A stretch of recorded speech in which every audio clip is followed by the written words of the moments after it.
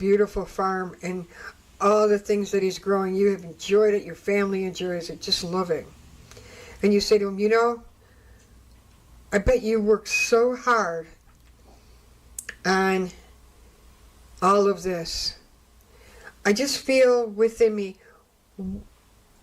you know, and you give it away so freely. What could I do? What could I do to kind of give back? To kind of help you out if you need help, or you know, what can I do to invest in you and to invest in this farm? Well, let me see. Well, we do need a new tractor, and we could use a new whatever, more machinery. We could use a barn being fixed up. It's starting to fall apart in areas. We need hay, and we need this and that. So they start talking about all the supplies that they need, right? So you decide, okay, you know what I'm going to do? Not only am I going to give you a check every month to invest in you, because I get so much out of it. If you need me to come and help on my days off, I would love to come and help if you need an extra hand. I love your farm. I get so much from your farm, and you freely give to me. I want to invest. I want to give back. And he says, that's wonderful. That's wonderful. We would love that. And then you start to see, as you're going back, you're starting to see that the farm is starting to have even bigger. The gardens are bigger. There's more cornfields. There's more trees with fruit. There's more vegetables being grown. There's a brand new, beautiful, redone barn, a new tractor. And you think, wow, look at all this. Look at this. And this is just for me investing, helping out. This is amazing. And you go to the farmer and you ask him and you said, hey, you know, since I've been kind of investing into your farm, has this helped you in any way? And he's, oh yeah. Look at, because we've, you know, got a new tractor, we've been able to do this. Look at we've had the money to be able to afford to get the barn fixed. Now we were able, with the money, able to buy some more land to make even a bigger, have bigger garden areas. I was able to plant a few more fruit trees. Yeah, it's been a blessing. And you find that you go home and you realize, you know what? I had a part in that. I had a part in it. I'm helping this farmer, because I don't farm. I'm helping this farmer be able to do something I can't do, but I reap benefits from it. And you know what? I was blessed by it. So you invest more, and you invest more and go, you know what? I'm going to give more. I may not be able to afford it, but I'm going to give more. Because I want to see him succeed. And guess what? The more that you bless them, the more it came back on to you. The more that you put in, the more you got back. And that's what I try to explain. How investing in a ministry works. How investing in the kingdom. Investing in the kingdom is a better word. Because ministries are within the kingdom. Missions, you know, evangelizing teams. I mean, everyone that is working, and like these organizations that work for, to get homes for veterans, Habitat for Humanity, they repair homes that have been damaged by storms, or, you know, people who have a severely disabled child or something like that and need a home built. You know, they do things like that. But it's not all done for free. Not getting into politics, but just being real. The government doesn't care about you. The government doesn't care about the homeless. The government doesn't care about the veterans. I mean, they may have an organization, but not to the point, as far as we care about them, their homelessness, etc. This is where the church has got to come in. This is where we are the body. And we can't just go, oh, well, I'm not going to be bothered with that. I'm not, maybe if I have, I'll throw them a couple dollars. But no, I'm not into that. Well, you'll find that if you are not investing in the kingdom in some way, you're going to see that you're not going to get back, that God can't bless you back. Cast your bread upon the waters and it will come back to you. And the more that you give, the more that's going to come back in blessings. And it may not be financial, it may be something else. That you're like, oh my gosh, I can't believe that this has happened. That is investing into the kingdom. But again, I asked the question, why are people so, it's a no-brainer for people to go ahead and invest in, which is nothing wrong with that, but invest in season tickets to their favorite baseball team, basketball team, football team, whatever. We will spend $1,000 to go see Taylor Swift, seriously, but they'll do it. They'll find that money and invest in her. They will find the money to invest in, I don't know, having all the cable channels. That's what they invest in. That's what they enjoy, and that's what they put their money in. Pretty much, it kind of goes along the lines I'm going to say is that where the heart is, where your treasures are, there your heart is also. And if your heart is not into putting it into the kingdom, you really need to check yourself about that. Because that's something that we are called to do. I have something I would like to read, which is the title, was where I got the title for the show today. And it is called, There is No Safe Investment. This is from the book Mere Christianity by C.S. Lewis. So I'm going to read this part here to you. All right. There is no safe investment. To love it all is to be vulnerable. Love anything and your heart will certainly be wrung and possibly be broken. If you want to make sure of keeping it intact, you must give your heart to no one, not even an animal. Wrap it carefully around with hobbies and little luxuries. Avoid all entanglements. Lock it up safe in the casket or coffin of your selfishness. But in that casket, safe, dark, motionless, airless, it will change. It will not be broken. It will become unbreakable and impenetrable, irredeemable. The alternative to tragedy, or at least to the risk of tragedy, is damnation. The only place outside heaven where you can be perfectly safe from all the dangers and perturbations of love is hell. I believe that most lawless and inordinate loves are less contrary to God's will than a self-invited and self-protective lovelessness. It is like hiding the talent in a napkin, and for much the same reason, I knew thee that thou wert a hard man. Christ did not teach and suffer that we might become, even in the natural loves, more careful of our own happiness.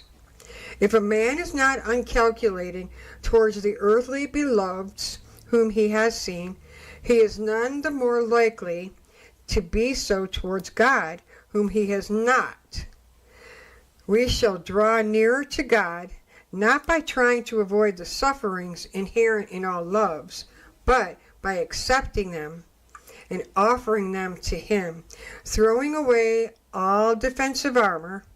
If our hearts need to be broken, and if he chooses this as the way in which they should break, so be it.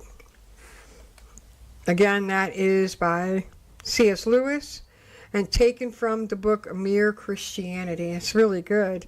I enjoy C.S. Lewis very much. But that brings you to, that's what stuck out of me, was the reminded me of the had a brain fart here there for a second. the parable of the talent. The one who hid it away instead of investing in the kingdom. And that's what you want to do. You know, you have to remember the church, you know, that a lot of the churches today are not being, a lot of the churches today are not utilizing this 501c3 anymore. A lot of them got rid of it during the whole COVID thing. And so they're pretty much dependent on, you know, the members of the church, those who are listener supported is mainly what you see online. And to be quite honest, when it's run by the members of the church, members of a mission, listener-supported organizations, ministries, those kinds of things, yeah, we support it. But when you say, yeah, the people support it, it's not like that. You have to remember it goes above that. We are investing in the kingdom. This is kingdom work.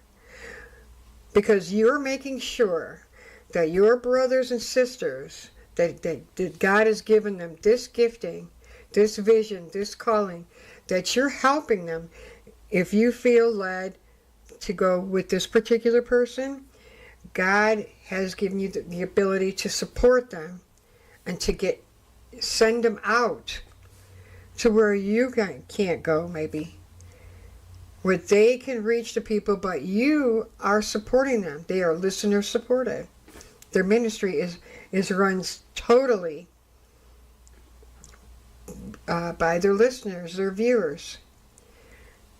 You know, they write a book, you buy their book, that all goes into the ministry.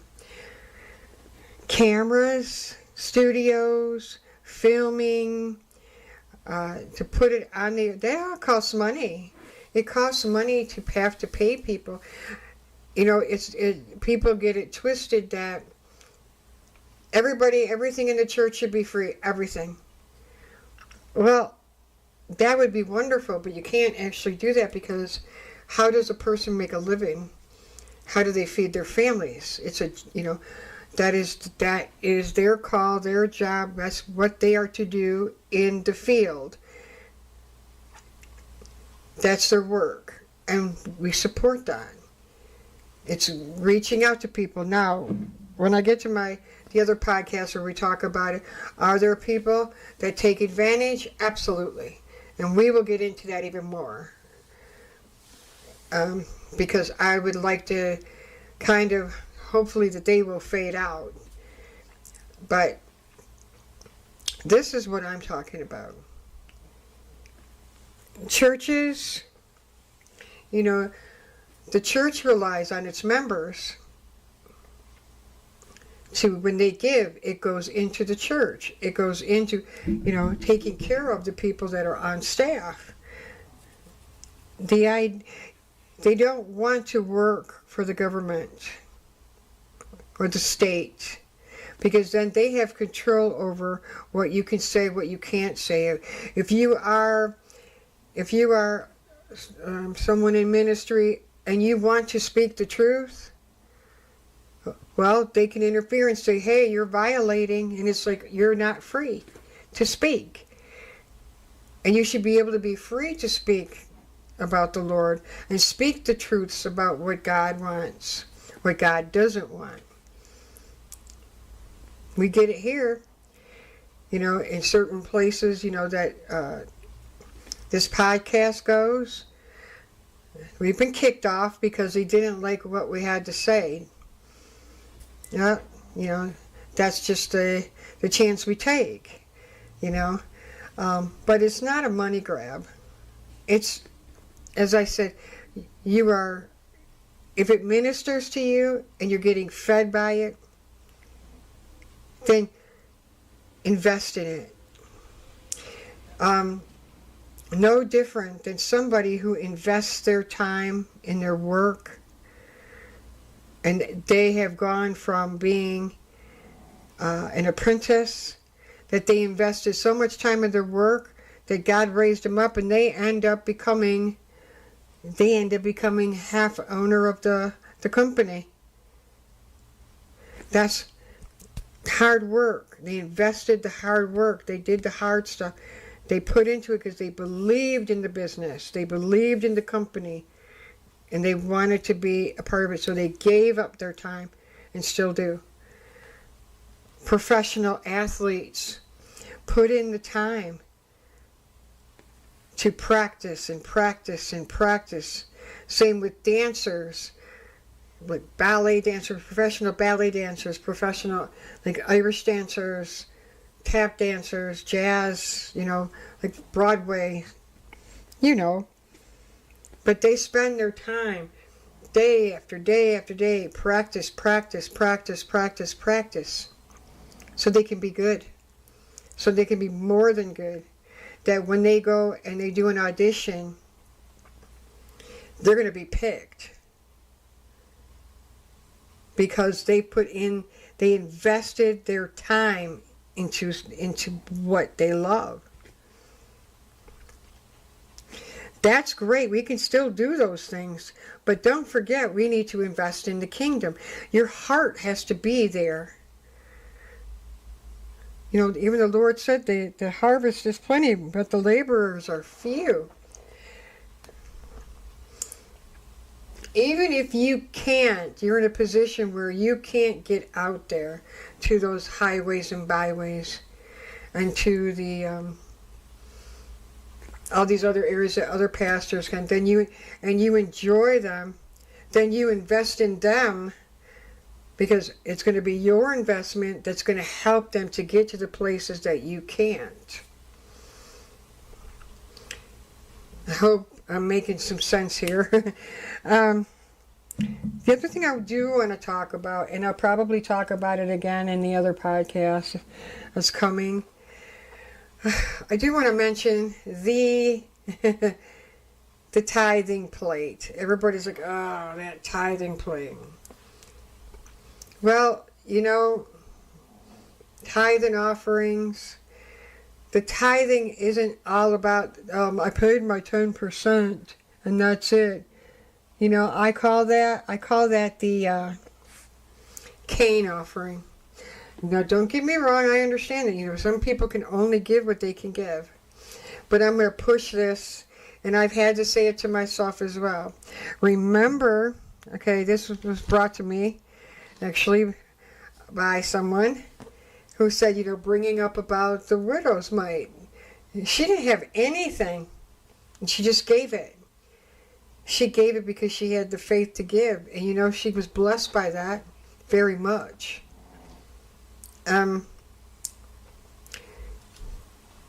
When you give, and you give over and above, you will reap that, because it all goes into the kingdom work. You have no idea that, say if you, hypothetical, you invest $100 a month. And then you find, they show you, your ministry says, our partners, our viewers, you guys have been so awesome. Look at, we were able to buy a new camera, so now we're able to do shots here. Or now, because of you, we were able to get a van, and now we can travel more, and we've got more people that, more staff that we can pay that can get out here and do all the editing and everything for us. That's you. You provide that. You make that happen. So you're a part of that ministry. Even if you can't get out there, you are a part of that ministry. They wouldn't be able to do what they would do without you. And because of that, the Lord blesses you for it. So that 10% thing, if you're only going to put that little bit of 10%, that's all about what you're going to get back. If you can do more, do more. Do more. Because it's for God. It's for the kingdom. And I'm not just talking money, okay? Don't get it twisted that I'm just focusing here on money. I'm talking about time. Invest your time. Does your church need help? Could it use somebody to come on in after the church on a Sunday and say, you know what, I'm going to stay after and I'm going to clean everything up. I'm going to help. Oh, well, I would just really love to be able to help out. I want to invest my time here for you. God sees that. You're giving up your time to invest in the kingdom. If you can invest your time in all these other worldly things, my gosh, you should want to invest your time into the kingdom. But back to that tithing plate. I haven't forgotten. I've seen some bad things happen in that tithing plate. I was at church one time years ago, and I saw somebody throw a $20 bill in the tithing plate. And the only reason why I saw it, because it was coming across me. They didn't just drop the $20 bill in and leave it alone. They put the $20 bill in and then started fishing through all of the other money that was there to make change. To make change. And just give Lord whatever little that they were going to give, and everything went back. I had a friend who did that as well. And I said, excuse me. I said, what are you doing? Oh, you can't take money out of that. Yeah, I can. I need this money. I gave a little bit. I need the rest of that money. For what? I need to get gas and cigarettes after we're done here. I'm like, oh my gosh, what did I just hear? Are you serious right now? Really? That blew my mind. People, if you are doing this, stop it. Stop it. That's horrible. That is awful. You throw $20 in that plate, you leave it in that plate. You know, I think giving it to the kingdom is a lot better than, your gas and cigarettes. Also here, let's kick it up a few notches, shall we? Faith. This is where it all comes into. I'm wrapping this up. There is no safe investment. Do you have faith in God to invest in His kingdom? Do you have the faith? If He makes you go hard, and what I mean by go hard is if He says to you, and you feel that unction, and He says to you, I want you to give $50. And you're like, Lord, this money. I was going to give about 15, but I need the rest of that for that's my bill money. That's for the electric. I'll just give 15, and I'll give it some more later on Wednesday. Give him 50. I'll just, if I don't pay this, if I give the whole 50, I'm not going to be able to put anything on my electric bill, and they're going to shut me off. Stop it right there. How many of you can raise your hand and say, I will put that 50 in, and you have the faith to know that the Lord will cover you on that electric bill? Anyone? Bueller? Anyone? That's hard, isn't it? Yeah, it's this investment that you're going into. Could I lose it all, Lord? If I give all this is all that I have. What happens if this ministry goes belly up? What happens if I'm without money that I could use for that? Are you going to go that way? Or are you going to go, Lord, all right, you asked me to do this, you know what? I'm going to give this much. And I'm just leaving it in your hands because I'm going to now put it on you. You promised. These are one of your promises. If I give into the kingdom, you're going to take care of me. And I'm standing on those promises.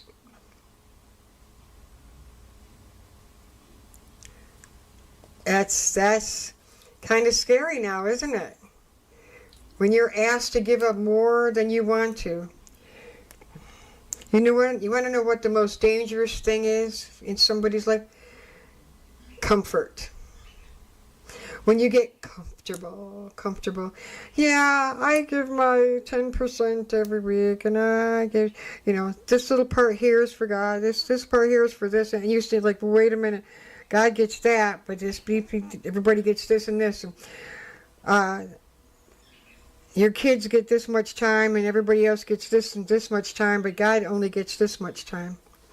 But then, you give him a little bit of this, a little bit of that, a little bit of that. But when you are in a crisis, or you're going through something, or you're praying for a promotion or something like that, you want God to come good on you, to come big on you, for you. Don't you think you need to rethink your thinking here? You won't go big on God, but you want God to go big on you. Right?